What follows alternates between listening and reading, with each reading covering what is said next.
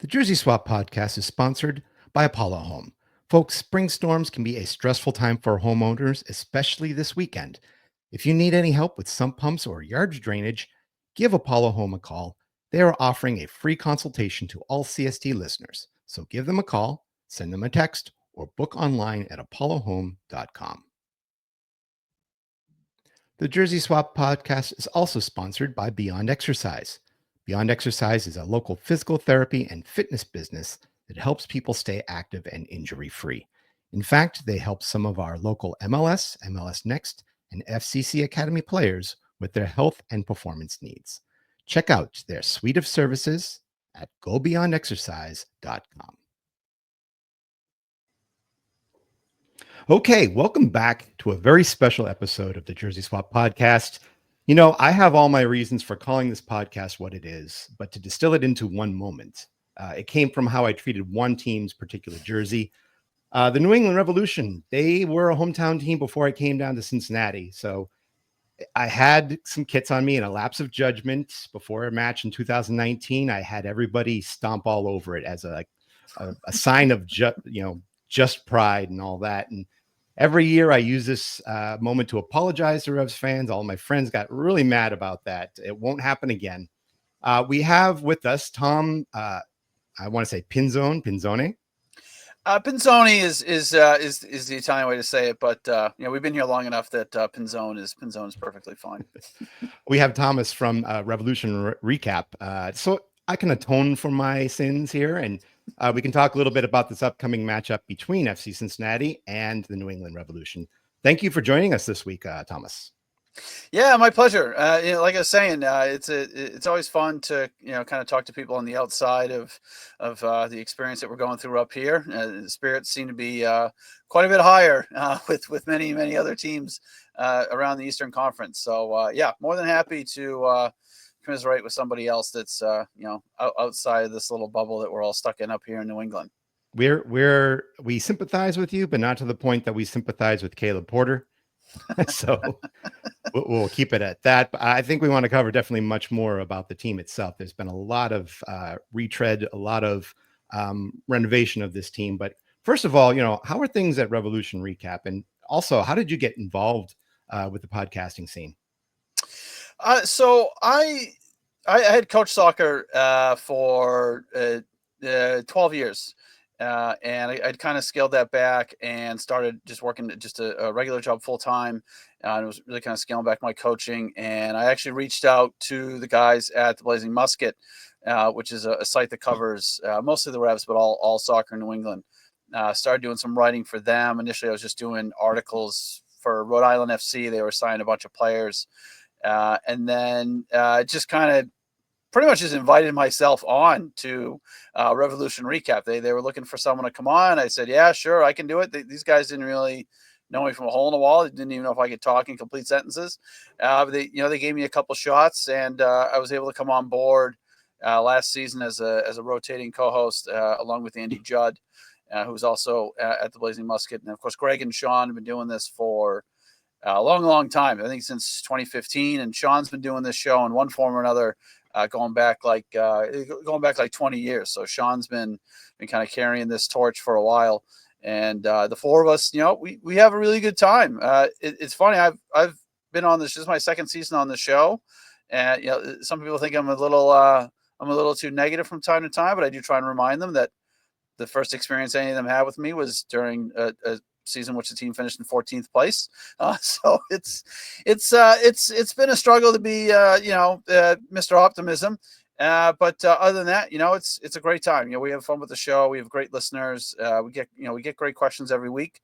Last season we had we lose 5, 6, 7 games in a row, but still coming up with different ways to analyze the same result. So so we're doing well, and we're finding ways to enjoy it. I mean, also the best thing about it is that New England is really experiencing a big upsurge in local soccer, in semi-pro soccer, in USL soccer. I mean, I'm wearing a Vermont Green goalkeeper's kit.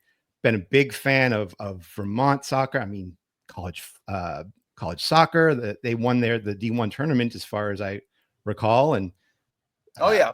Seacoast United in New Hampshire won USL League Two. There's so much winning going on out there, and hopefully it applies a little bit to the Revs coming up. There's winning in some places, yeah. The Vermont Green, they're perennially one of the top teams in their USL League Two division. University of Vermont, winning the College Cup was, that was a great experience. I personally, Burlington's my favorite place to go. That's where I got married. We get up there every chance we can. Great city, great, all the stuff that they do, with environmental concerns and like working with local sponsors. A lot of those local sponsors are, like employee owned and co-ops and that sort of thing. Just really knocking it out of the park with everything that they do. Portland Hearts of Pine is a new League One team this year. Same thing. Like, I don't know if you've seen any of their kit drops, but like some of the best kits I've ever seen. And like their promo videos, I mean, everything. They're just nailing everything. Rhode Island FC is opening, a brand new stadium in a couple of weeks. But then you've got the Revs and you've got Hartford Athletic that are struggling a little bit to keep up. But yeah, for sure, it's a really exciting time, and again, we get NWSL is coming back in next year, so hopefully that goes a little bit better than the last time around. They're already on to their second name, but yeah, it's a pretty exciting time, and if the Revs are getting you down, you can just jump in your car and a short little drive, and you can go watch somebody else play soccer. Shout out to the Western Mass Pioneers as well. Great local soccer out there, even back when I was going to UMass a few decades ago. So it's great support up there. I mean, I say it for the tri-state area. If you have a favorite USL2 squad or lower on the tier list, go and support them. They could really use your help and your attention. There's a lot of product out there. Yeah, for sure. I mean, Vermont, we're going up there twice this year. Got up there a couple times last year. Great little stadium on the UVM campus, and it's a great time. It's what soccer should be, right? It's small, it's local. Tickets are cheap, easily accessible, and it's just a really good time. Now, speaking of what things used to be, and we can look back in the past a little bit. Last time our two teams met was at TQL Stadium, and FC Cincinnati was in a funk. You guys caught us at the right time during, I believe, your winning streak. Beat us 2-1 here, and then you proceed to lose 11 of your last 17. Normally, it would cost coaches their job. And granted, this is a rebuild situation, but what do you really feel derailed the 2024 season? So, opinion is split on this for sure. A lot of people were kind of buying into what Porter was saying, that just a lot of the team needs to be changed out, and these aren't. He said it in preseason this year that last year's team, look, they were good players, but they weren't the right players. So some people buy into that. Some people buy, hey, he's in here, he's got his way of doing things, and if he needs to change out half the team to be successful, then we've got to give him that opportunity. I was not one of those people. I by last June, I had seen enough, and I had the misfortune of going back and watching several games from Porter's last season in Columbus in 2022, and seeing all the same patterns again. It's a team that seems allergic to counterattacking, has a really slow buildup. Even their when they're defending, their pressing triggers are painfully obvious. Caleb Porter at one point misinterpreted something from Nick Cushing.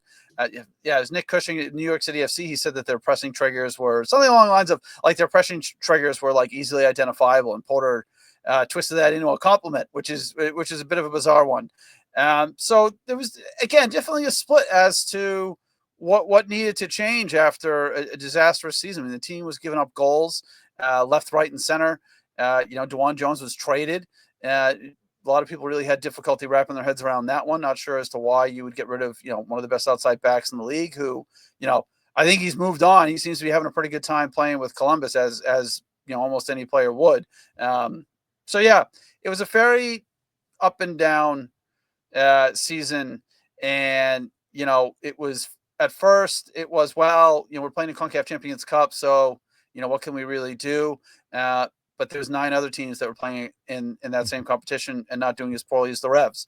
Revs then it was, oh, well, we've got a run of injuries. Okay, you look at the injury reports that come out every Friday. There's lots of teams having lots of injuries or players away on international duty. It's just stuff that you've got to deal with, and Porter didn't really seem to deal with it. And the excuse was, the players need to change out, and that's certainly what we got this offseason. We got a massive upheaval of the squad, and they've put everything on the people that need to be fired with the players, not the coach. But there's a growing number of people that are coming around to what I've been saying for almost a year now. It's just his style is stuck in MLS's distant past. There's a lot that has come and gone through Foxborough over the past offseason. I mean, looking at some of the additions right off the bat here, Jackson Ewell from San Jose seems to have been a pipeline created between the Revs and San Jose, because also a lot of players were either transferred or through a free transfer are now playing for Bruce Arena. But you also have a few other names of interest. Brian Ceballos, one of your defenders as well. Let's see, Eli Feingold from the Israeli leagues, Ignatius Ganago. I could go on with a few of the others. I mean, Max Arudi, a familiar name. How much of this is really hoping that the spaghetti sticks to the wall when you throw to it? I mean, are there any names that really you feel have a lot of promise behind them? So that was that was my take, is that Leo Campagna, who won't feature this weekend, that was pretty clear cut. That seemed like a good move. You really couldn't find anybody that thought that wasn't going to work out, and they were also able to unload Giacomo Veroni, and no one's going to miss him here. It remains to be seen, what he's going to be able to do in Montreal. He hasn't been able to get on the field yet, but that was like the one clear cut. Yeah, that's an upgrade. Everybody else, lot of question marks, a lot of kind of head scratchers, and so far, Fofana and Ceballos, those two have definitely looked like hits. Those two have panned out. They've made a good center back pairing. They've been able to get on well with one another. The covering for one another. They're both tall, physical guys. They're decent with the ball. Porter's system doesn't really ask those guys to really try and do too much of the ball anyway. He has almost the entire team playing risk averse soccer. But yeah, as a defensive center back pairing, they've looked really strong. Everybody else, Donegal is here on a 6-month loan that if it gets picked up, he becomes a DP. And he hasn't looked like a DP. We were talking the other day about how it was nice to see him get some shots on target.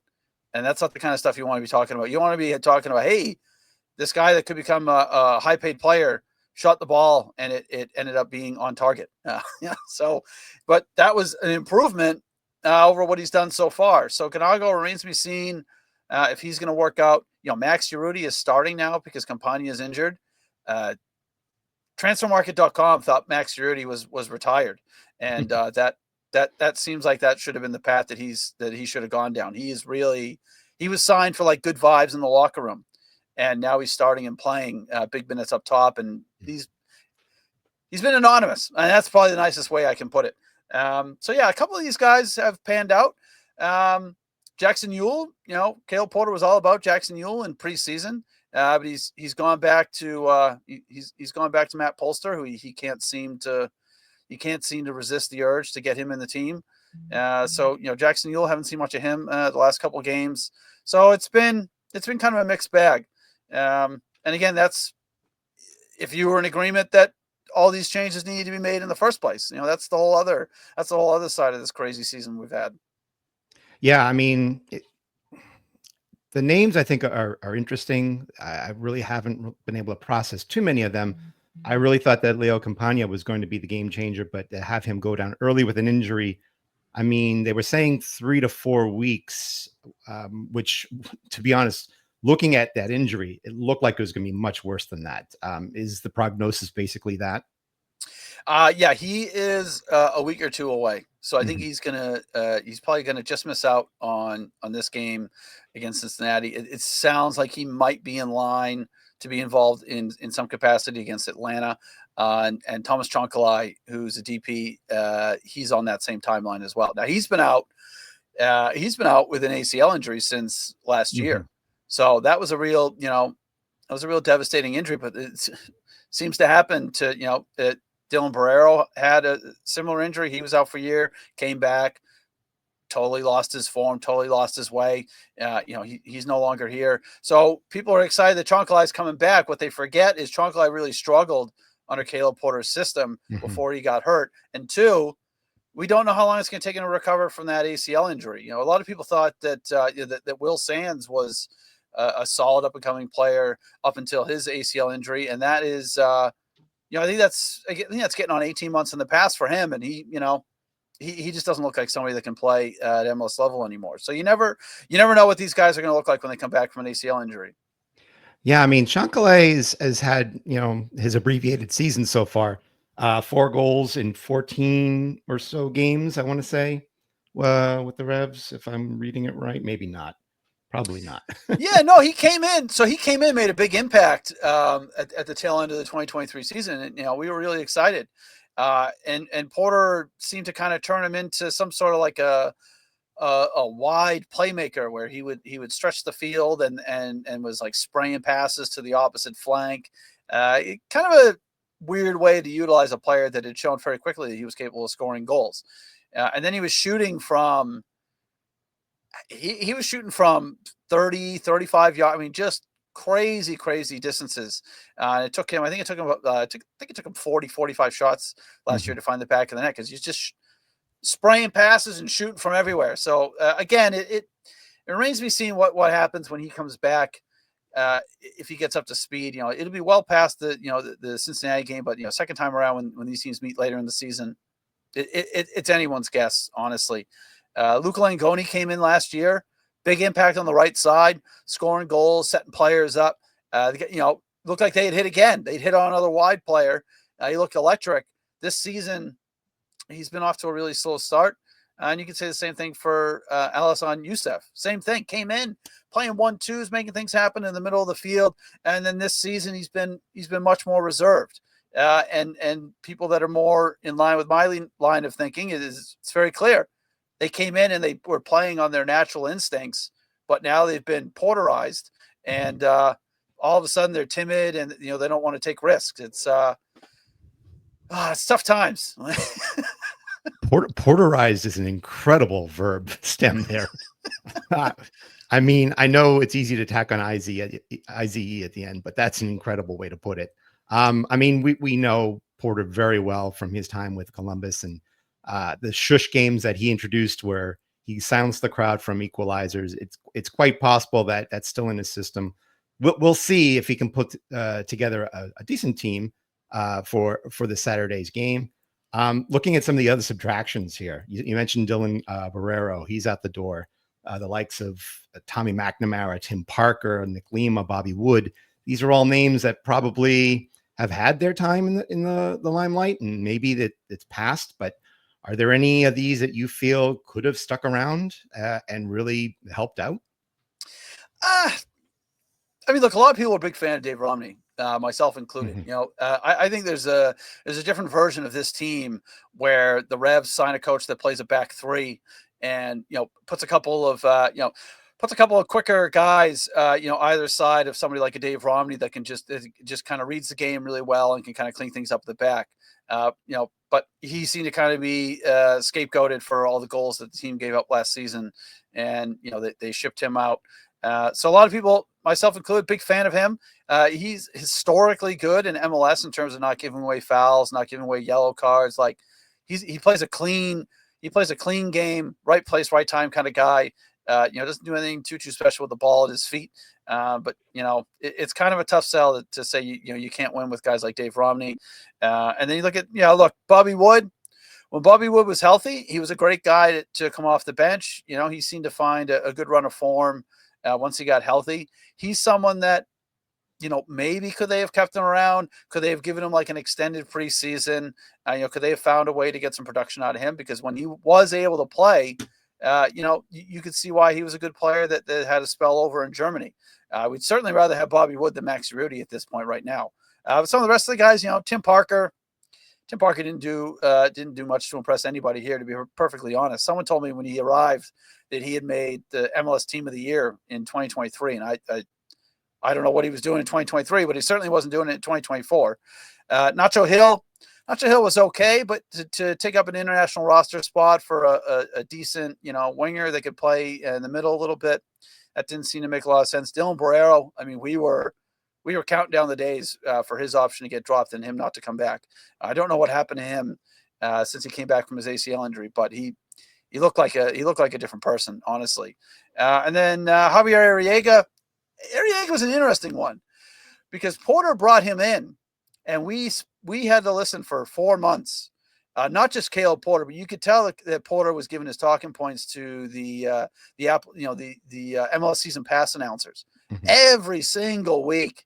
Ivicic this, Arriaga that, Ivicic this, Arriaga that.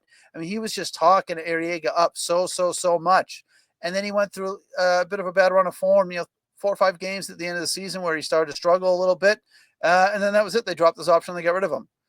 So, that's the tough thing with Porter is you really can't, there's nothing to believe in. He's saying, hey, this guy Arriaga, he's part of the solution. Okay.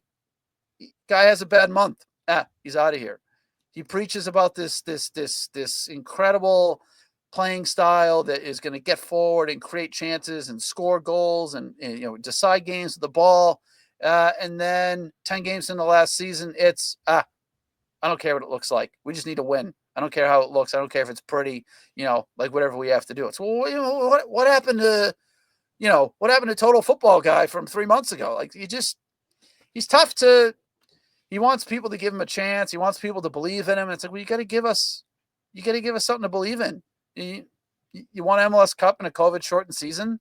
And the other one that you won was 10 years ago. MLS is a totally different league from 2015 is light years away from where the league is now. It's not he just seems stuck in this possession obsession model that was the trend 2010 to 2015 because everyone was just mesmerized by what Barcelona was doing. And this isn't even a poor imitation of Barcelona. This is a misinterpretation of what made that team special that we have to watch every week.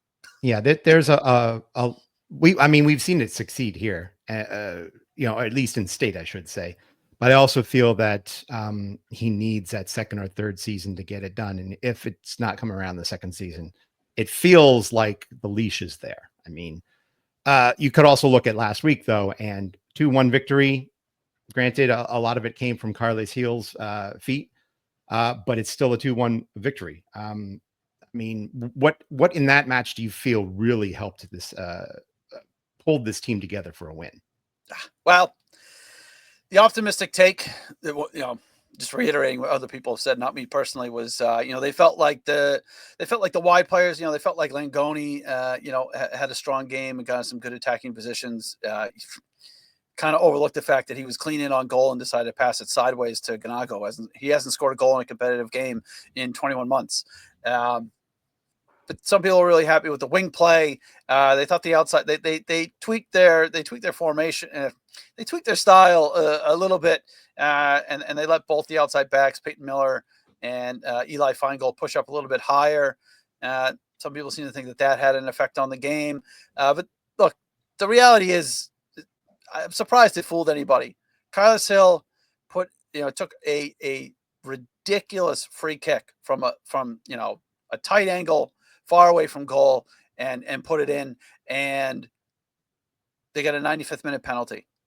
I mean, that's really what happened. I don't know if you've seen the Red Bulls play this season, but I had watched the game the week prior against Toronto. Toronto's the worst team in the Eastern Conference. They barely squeaked out a win at home against Toronto 2-1 from a very, very favorable penalty that they got called on. It's basically a dive that got given as a penalty. So you see a team coming in that barely beat the worst team in the league a week ago at home, and you could tell why. I mean, it was a ugly first half rather. Both teams. Like if you were watching that as a neutral, you would have turned off at halftime. Like, there's got to be something else I can watch. This is going to make me not want to watch soccer ever again. So you caught a team that's in a bad run of form. Your best player scored a ridiculous goal. Some people are talking up, hey, it was the highest XG from open play we've had all season. Okay. It was 0.79. It's if you're getting excited about a 0.79 XG from open play, that tells you everything you need to know about how things are going on up here. And even then, 95th minute, if if we don't get that call in the 95th minute, it ends 1-1. Mm-hmm. So it's good to get a win, but nothing from that game is repeatable or sustainable. I think we're both looking from the same playbook. We required a thriller from Evander from distance, and then a late penalty as well to make it 2-1. So it feels like we were both in the same time loop, the same thing. I really think that our offense has a lot more to give as well. Especially if you looked at the XG, I think for that game, I think we were under 1 and they were over 2, if I recall. So there's a lot that I think we still need to pull together. And maybe this week is good for both of our squads. Maybe it's not, because they have, as far as I know, it's going to be raining until Sunday here. So let's hope that this match does come to play about. But let's look at what you're looking at for this game. What do the Revs need to do in order to pull out a win at TQL Stadium? Well, the thing that they've done well is they've defended, for the most part, they've defended pretty well this season, but they've sacrificed so much going forward in order to defend well. Like, the balance has been scaled way too far back in the defensive phase of play, to the point where you have Carlos Hill or Urruti or when it's Campagna, they're back defending in the midfield. I mean, at times it looks like a 4-4-2-0. Like, so when they get the ball back or they win a throw, there's no one to play to. So that's going to have to change. I mean, if the approach is going to be for every away game to just sit in and play for, look, if we get a shutout here, maybe we can squeeze a goal out somehow, some way, and win 1-0. Otherwise, we'll just take the draw. Like that seems to be the approach for away games this year. And so you're starting the game basically playing for a draw. And that mentality is going to have to shift. Now, again, he's been talking all week. He does this when they have when the team has a good game, all of a sudden, he's arrogant all the time, but he finds a new level of arrogance. 1 win in 5, and he's back to puffing his chest out, and he talks up everybody. He talks up the players. He starts talking up his assistant coaches. We're going to be aggressive. We're going to do this. We're going to do that. Okay. And then if the game ends up being a 2-1 loss, we get the usual. Oh, we were right there. We were right there. We've been right there about 30 times in the last year and change. So there has to be some willingness to take chances going forward, and then that's when we'll find out how good this defense really is. It's one thing to say, hey, we're not giving up goals because we're putting 10 guys behind the ball and we're not counterattacking, but you can't live with that all season. So they're going to have to open up at some point, and then I think that's when we're going to find out, like I said, how good that back four really is. I think, I do sense that arrogance. Maybe it comes back for this week, and maybe the Revs need that type of arrogance. I mean, they have played well at TQL Stadium. Now, granted, those were also the years where you had Gustavo Bo and Adam Buxa putting braces past our inexperienced goalkeepers. So it is, I think, definitely a different type of game. You're probably coming in at a good time because we've got a lot of injuries that we're working at. But we still have the guys that we paid big money for. So Kevin Denke, I think, wants to prove that he can be that guy who puts a goal in every game. Evander wants to be the guy that's in MVP, being talked about for MVP for all of his goal, his creation that he produces. And we need to see something out of Luca Orishano as well. We paid a lot of money to bring him back into this team out of his loan. If this weekend is anything for FC Cincinnati, is their opportunity to show that this offense can click. I personally am predicting, I think that they still let a goal in. They're not perfect. Then they're going to have a lot of issues in their defense. I think maybe 3-1 is realistic. 2-1 is probably appropriate. Do you have any predictions for how this game could come out? That sounds just about what I would expect as well.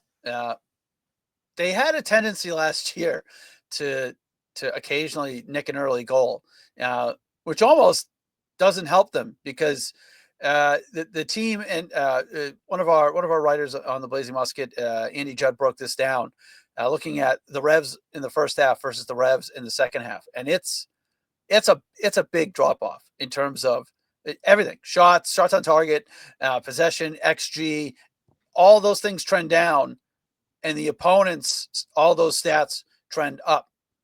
First half to second half, consistently. He actually couldn't find a 4-game spell before last Saturday's win. Going back to 2017, he couldn't find a 4-game spell at any time as anemic in terms of XG as what the Revs have for the 4 games to open the season. So they had, like last year against Inter Miami, the Revs scored first in both those games, and then got blown away. Yeah, they're up 3-0 against Vancouver, 3-0 at halftime. They won 3-2, hanging on for dear life. The second half, it was like they've been replaced by another team. So I do think that there's a possibility where they come out, they get off to a good start. Maybe they get a goal 15th, 20th minute. But Cincinnati hits back maybe just after halftime, and then Porter starts to shift his mentality to, well, let's just take what we got here and try and get out of here with a point. And then they end up going home with none. Well, we will see. I mean, Caleb Porter. Caleb Porter. Wow, slip of the tongue. Caleb Porter is no stranger here. He's going to bring all of his mental tricks, and he's going to give us the shush if a draw is anywhere in the cards. So, but of course, the fans are still long-term thinkers. They will remember the years that he spent with Columbus. So it should be interesting. I'm hoping that the weather cooperates. I'm hoping everybody is able to come in and watch this game. Thomas, though, thank you very much for your 30 minutes with us. So giving us a refresher on this New England Revolution squad again. I'm glad to talk about my hometown crowd and my hometown team. Where can we find you on social media? So I'm on Blue Sky, mostly on Blue Sky. I'm also on Twitter here and there. The NE Revs conversation seems to still be going pretty strong on Twitter, so I do maintain a presence on both. But it's just T Pinzone 343 on both, on Blue Sky and Twitter. And you can also check out theblazingmusket.com. I do some articles on there. If you have any interest in some of the other teams playing up here in New England, like Portland Hearts of Pine in particular, the Vermont Green, we cover all those teams as well. So definitely check that out. And I really appreciate the opportunity to come on. Like I said, it's fun to talk about these things with someone that is living a different experience. Maybe one last question. I mean, U.S. Open Cup tonight. Portland is taking on Hartford in a New England clash. Which team do you see advancing? That's Portland, no problem. Gotta be Portland. Hearts of Pine have looked outstanding in terms of the last game they had. And granted, it was against the lower team, but yeah, but no, look, they've got an interesting style. They're playing up in Lewiston, Maine, which is great. They've been able to play both their cup games up there. The crowd was the phenomenal crowd. Place was packed. People all over the place on either end zone. And that town obviously went through some tough times, which they still are a couple of years ago. So it's great to see them having a good experience and welcoming the team to Maine. So yeah, I think they're going to take care of Hartford tonight. No problem. From your lips to my ears, I'm praying for Portland as well. I love the location there. Once again, though, thank you very much for joining us. That brings us to the end of our episode. If you guys want to listen to more of this, go to CincinnatiSoccerTalk.com. Go to your favorite listening, podcasting platforms, or you can check us out on all of your favorite social media outlets at Cincy Soccer Talk. Thomas, thank you very much. Keep your kit clean, and we'll talk with you again, man. All right. Thank you.